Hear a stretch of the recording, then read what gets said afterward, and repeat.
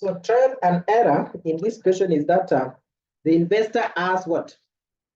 The investor has 100 million US dollar. With this, you could either buy a Canadian dollar, you could either buy the Canadian dollars or a UK pounds or UK or British pound, or is that is a better or what? Because if you look at here, 1.25, this is a dollar per British pound, which if you look, this is more strong than this one. So this one is more strong than $0.6 versus Canadian dollar versus Canadian dollar. So in short, so we can start from here. So we can start from here, going where? Going this side, and then from this side we go this way, then we come down. So, or you can use your way. So me, I've decided to start from here, going this way. We go this way, and then we come that way, so that we can see if we are making profit or no. It is just a trial, so there is no designated point that you should start from that point. No. So you can start from any point. So if we start in this point, what does that mean? What does that mean? So we have this is $1.2 per the British pound per British pound. So let's exchange with 1 million. So we exchange with $1 million. Exchange with $1 million. So in short, we cannot multiply dollar and dollar. So if we multiply dollar and dollar, we get dollar square, which it is not the case. So it means you will divide.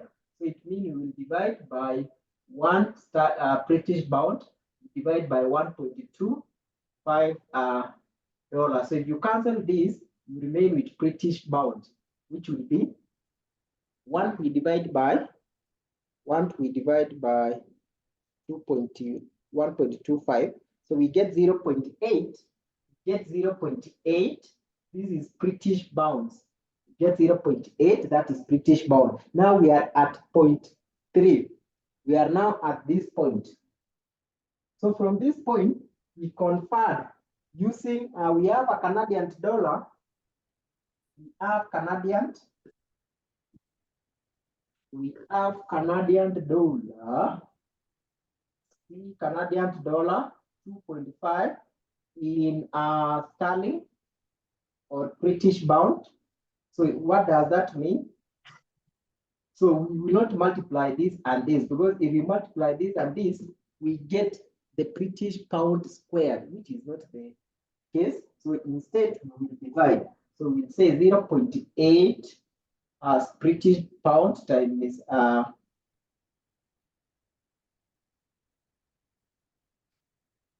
so you have to find that are we getting squared or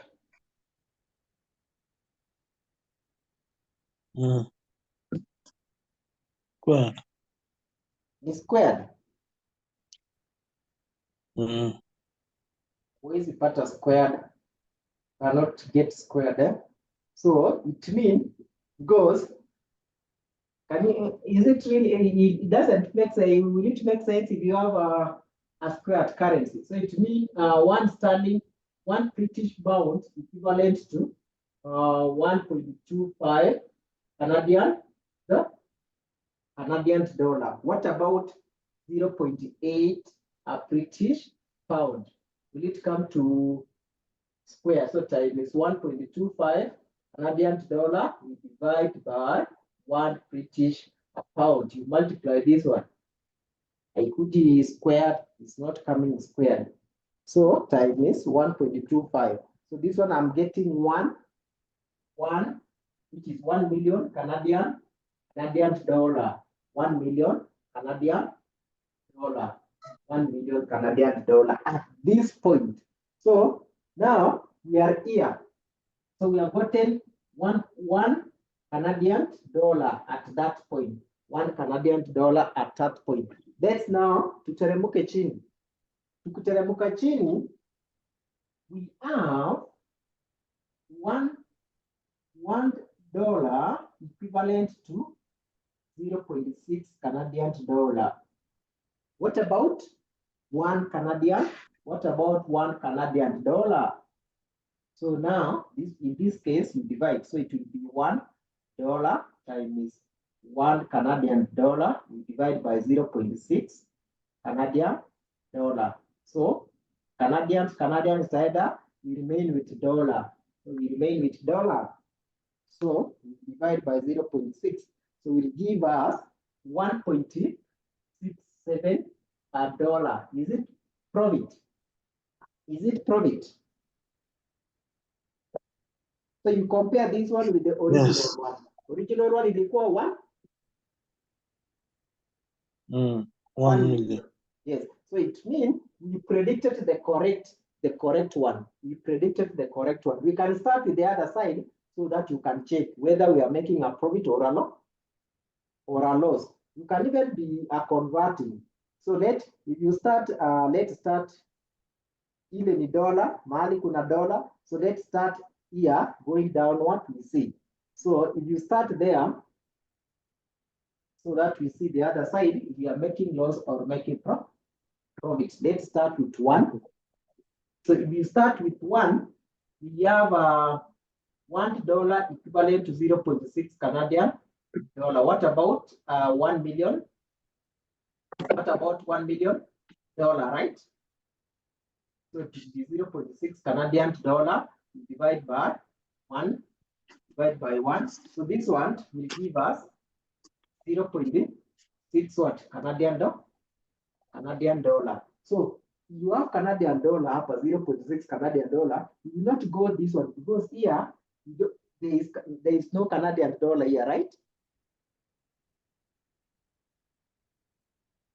So in such a case, you will only go to where there is a Canadian dollar, which is this side. So it means you will come to this side because we have a Canadian dollar here, right?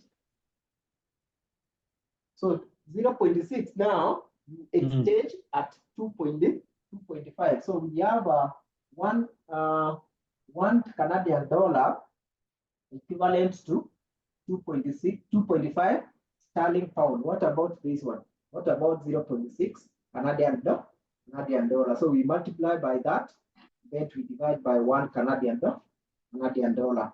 So we remain with the sterling pound. So 0.6 times 2.5. So we get 1.5 as sterling pound.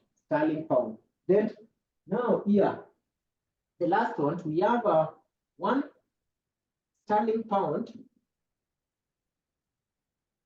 equivalent to 1.25 dollars. What about 1.5 sterling pound? So it would be 1, 2, and then you divide by 1. So what could be that? Times 1.25. So that's what will give us 1.875 dollars. You can see this one also has more profit compared to this, right? Hello. Nakupata. So you can see if you start from 132, you will get more profit compared to if you start from 231. Yeah. Yes. So even the best strategy is that one, even though we have not tried another one. So maybe if you try another one, if you try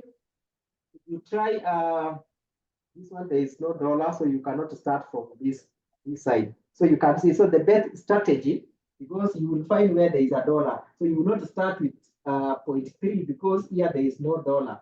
Because you are receiving a dollar and there is no dollar here, right?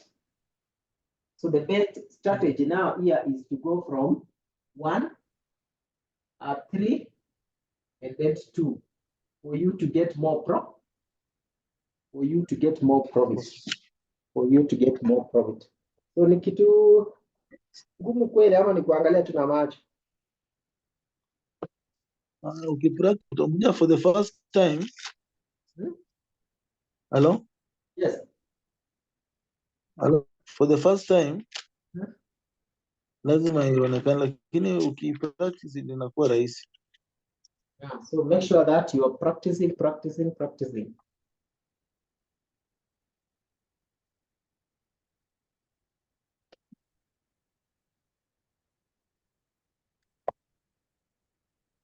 So top 2 illustration is enough for you at least to practice a bitrate profit.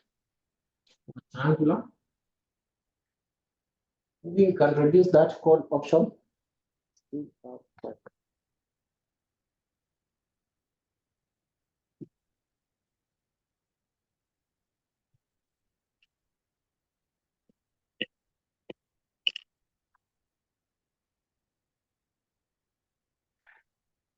So hapo umeshaandika hii. Yeah. Lakini si recording pia itakuwa. Yeah, but you don't need to rely on recording. So make sure that you are capturing everything. Unajua recording ni mzuri mwalimu. Hello? Yes. Recording ukiwa sober na una revise na ongeze recording inaingia vizuri sana.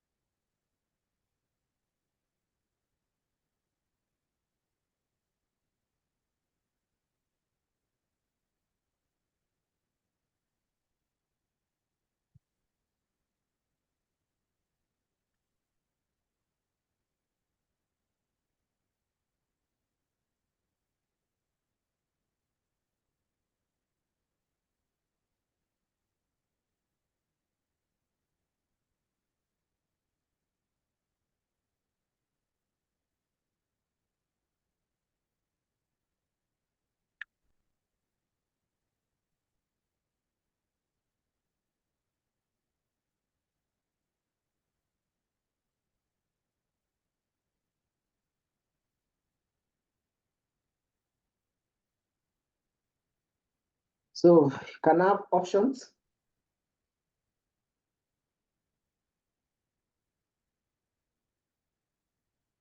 And then to write, option are financial instrument.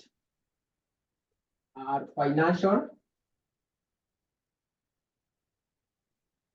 instrument. Are financial instrument that give a financial instrument that give the old or the older that give the older or the owner the right but not obligation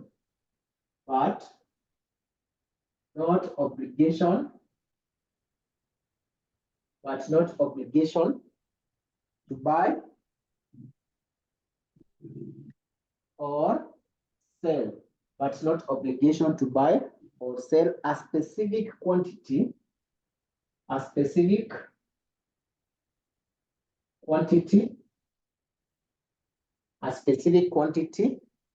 a particular security,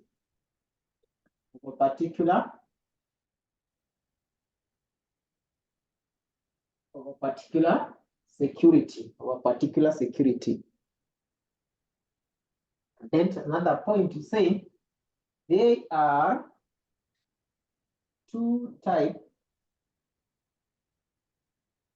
There are two types of options. There are two types of option. Number one, call option. Number one, call option, which this one is to buy. Then number two is put option, and this one is sell.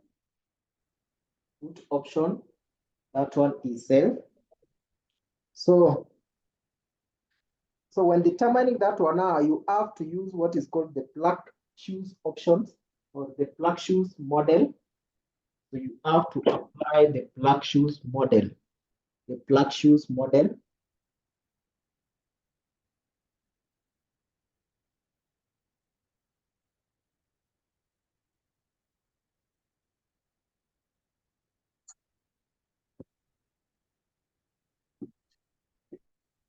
So umeshamaliza kuandika?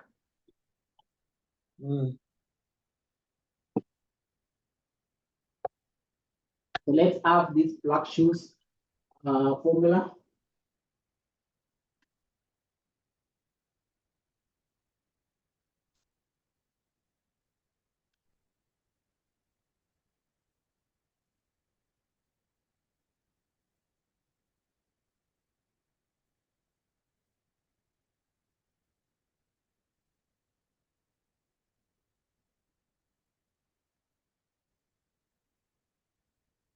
Black shoes pricing model.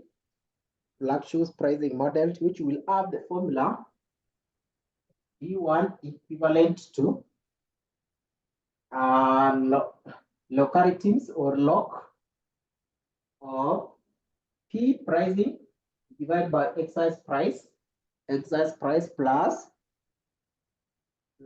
in bracket R plus the standard deviation squared, which is the variance, you divide by 2 times time. Then after getting that, you divide by the standard deviation root time. Standard deviation root time, you say where P for people, spot rate. This one refer to spot rate. The other one, E, is excise price. Excise price. This one revert to variance. We have R. R is the risk-free rate.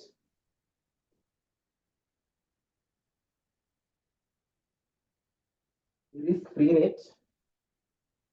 have T time. We have Ln. This is a natural logarithm.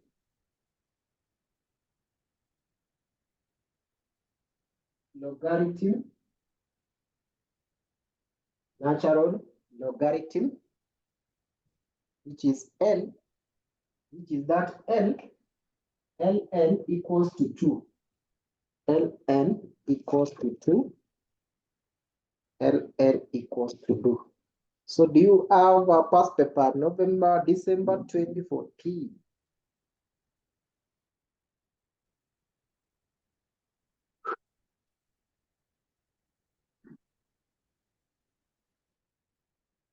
Sina. Hizi old papers utazipata wapi? Because that what examiner has a test. Examiner hawezi kuletea the current past papers.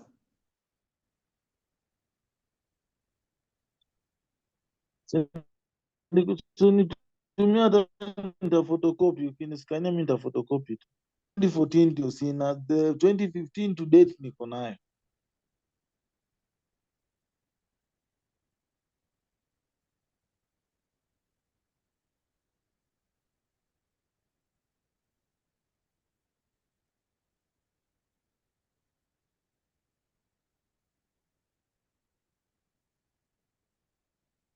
IN ni nini?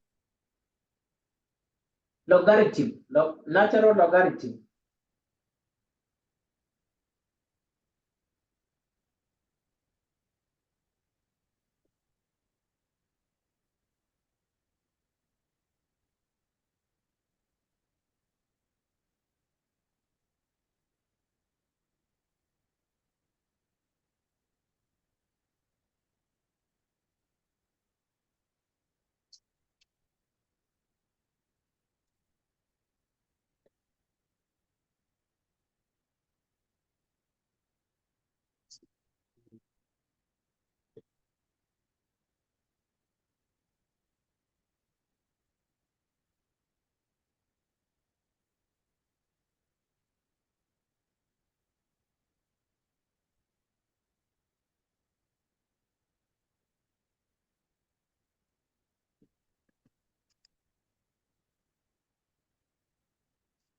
Umetuma hiyo nini?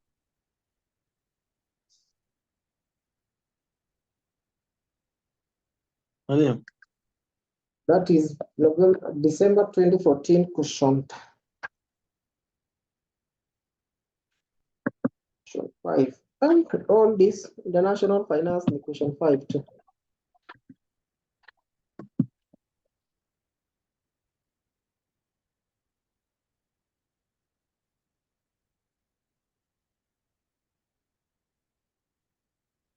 umepiga picha? Natuma.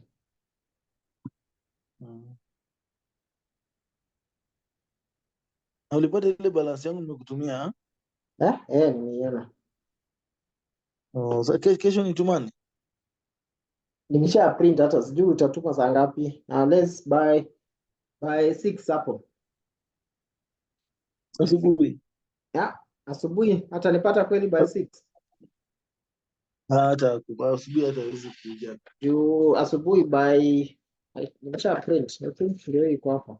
So asubuhi huwa natoka by 6 huwa nimesha. Utakuwa tuna kitu ngapi? Yes?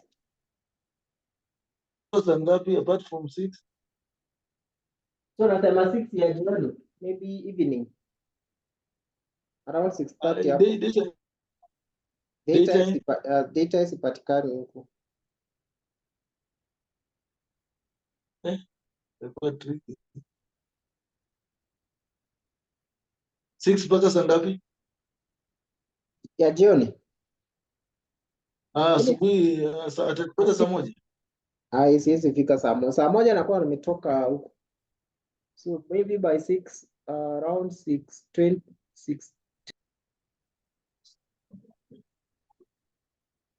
Nimefungua kwa laptop.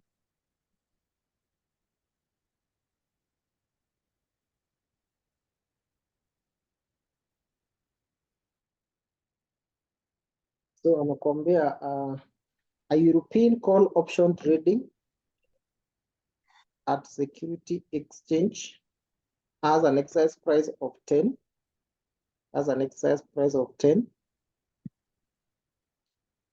Its maturity date is 6 months from now. And the current stock price is 28.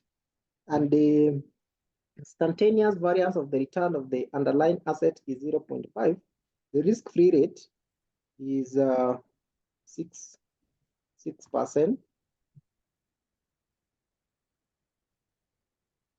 6% required using the Black-Scholes option pricing model to compute the value of the call option. The value of the call option. Then see, you just put the formula because, so if you break down the variables, if you break down these variables, that is the formula. If you break down the variable,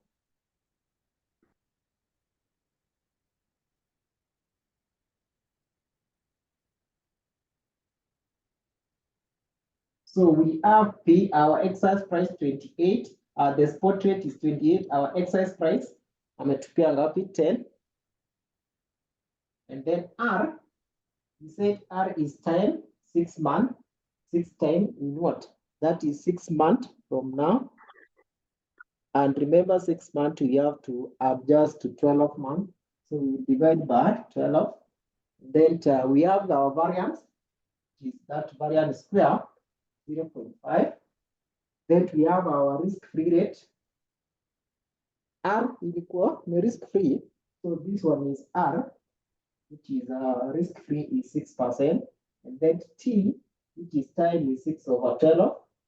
6/12. So do we have any variable in a bucket?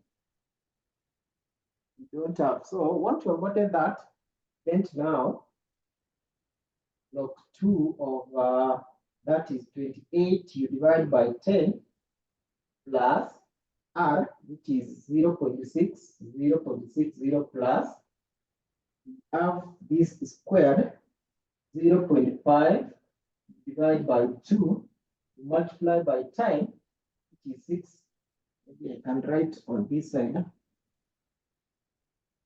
L28 you divide by 10 plus 0.6, 0.6 plus 0.5 you divide by 2. This is those you have already given time the time 6 over 12. You divide by get the standard deviation. We've been given the standard deviation. So the standard deviation is the root of variance. So get the root of variance. That one will give you the standard deviation. So root of variance 0.5. That one will give you the standard deviation. So your standard deviation will be 0.07071 into root of time, which is 0.5. The root of what? Is it root of time? Yes, root of time. So root 6 divided by 12 ni ngapi? 0.5? 0.5. Root of 0.5. So get that. This is log 2. Hizi malog sasa ndio inasumbua. Nategemea unatumia calculator gani.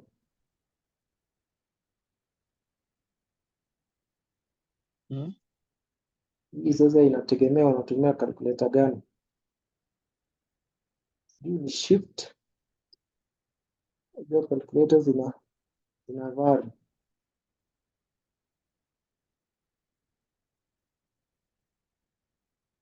Kuna hiyo Euler concept ama LN. You have LN which is a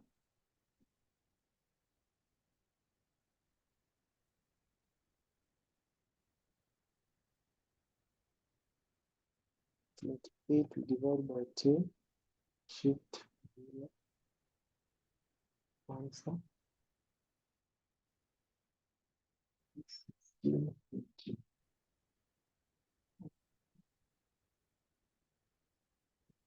0.8 0.4 divided by 2 0.06 and 0.5 0.2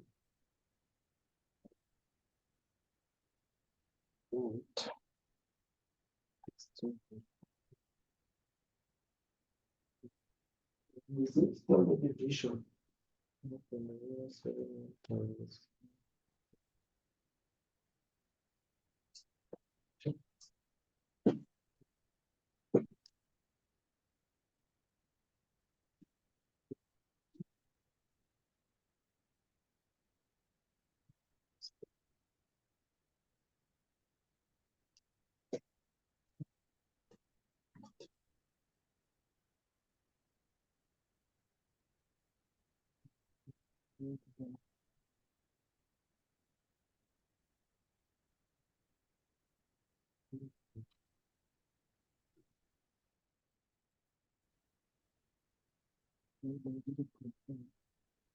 is going to give you 3.2 2.4 2.4.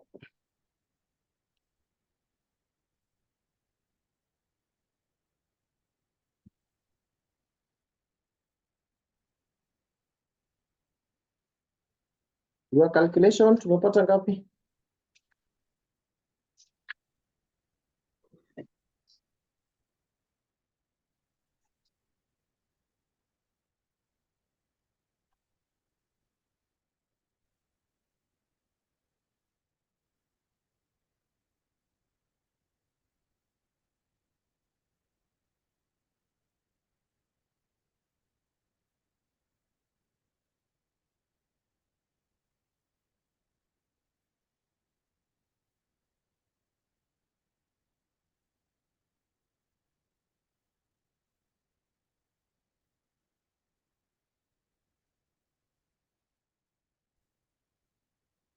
$10.75. 0 3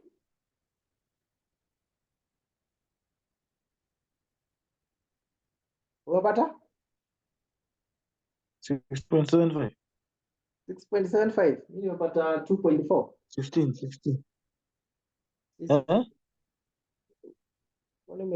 ukicalculate hii part utaipata ngapi? So separate 0.06 plus 0.5 we divide by 2. So divide this one by 2 plus that one. You multiply by the time 0.5. Hizo utapata ngapi? Hiyo part peke yake.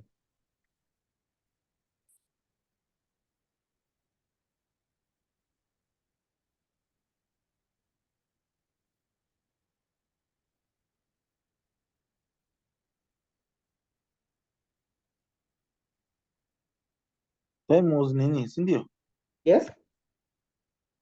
Time was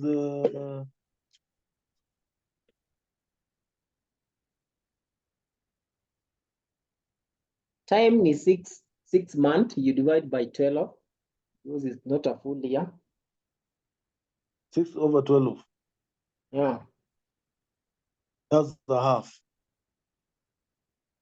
that's yes, ni 0.5. 0.155. Anna. 6 you divide by 12. The whole of it is 0.155, right? Yeah. Then now do the other side.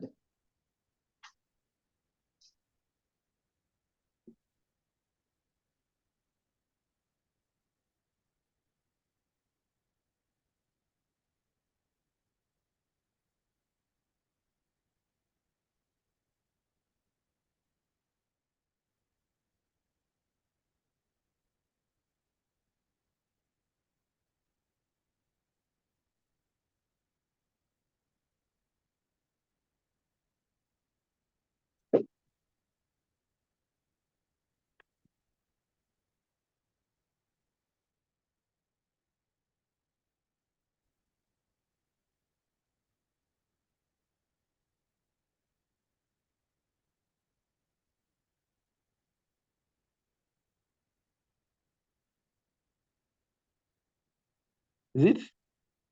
Yes? Is it 16.44? Not 16 point. You have to get, see, this is what we have been told, LN. Mbona LN kwa your Yeah. calculator. That is Euler constant, LN, the calculator.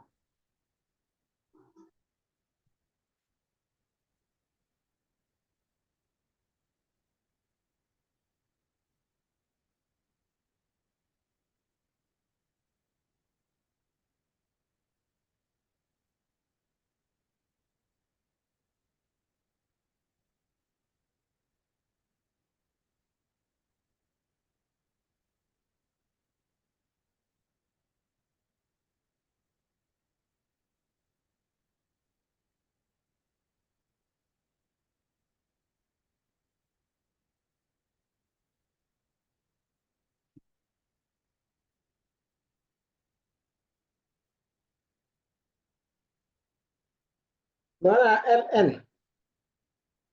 Yeah. Yes, so when I click that LN, and then time is LN time is 28 divided by 10. Yeah. Inaleta hiyo cosine. Nimesahau kutumia mwalimu, si usinicheke. So when I click shift, It's long. eh? Oh, nitumie I click shift. because nini direct inakuja 1.029. Niyo. That you add.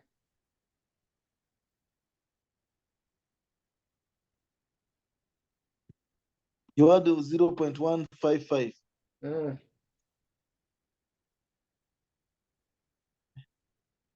Ni kitambo mwalimu bwana. Inafaa uelewe bwana. Sasa hatuna ada option. Nikiwa kama umemaliza 10 years without going to class. Na wewe vile una straight. 10 years. Hey. Sasa maisha inaturudisha kwa class. life linaturudisha daru. But ni mzuri kulearn. Nzuri sana. In fact, tulifanya makosa.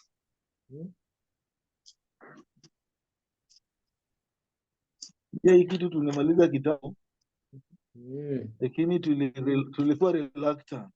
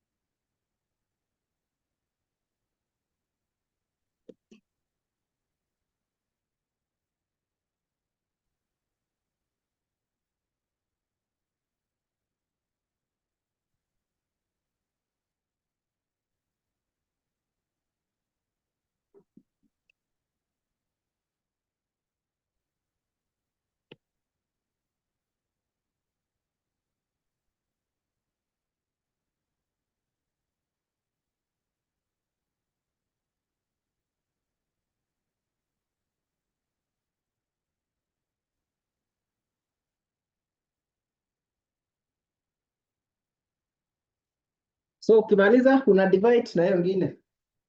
Then I think we will stop from there. 2.24. So tutapika hapo 2.24, tutatafuta class, we cover hiyo moja, maybe ama tunaweza